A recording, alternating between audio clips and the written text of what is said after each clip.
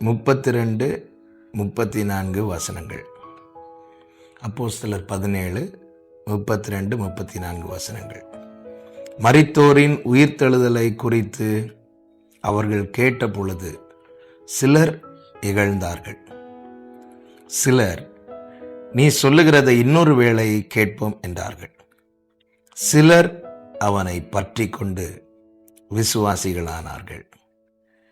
கர்த்தருடைய பரிசுத்த நாமத்திற்கு மகிமை உண்டாவதாக. அதேனே பட்டணத்தில் அப்போஸ்தலனாகிய பவுல் போய் கர்த்தருடைய வார்த்தையை அறிவிக்கிறான். கிறிஸ்துவை குறித்து, அவர் மரித்ததை குறித்து, அவருடைய உயிர்த்தெழுதலை குறித்து அவன் தெரிவித்த போது அதை கேட்ட கூட்டத்தாரில் 3 விதமாய் மாறின கூட்டத்தார் உண்டு. ஒன்று, இகழ்ந்தார்கள், பரியாசம் பண்ணினார்கள். 2,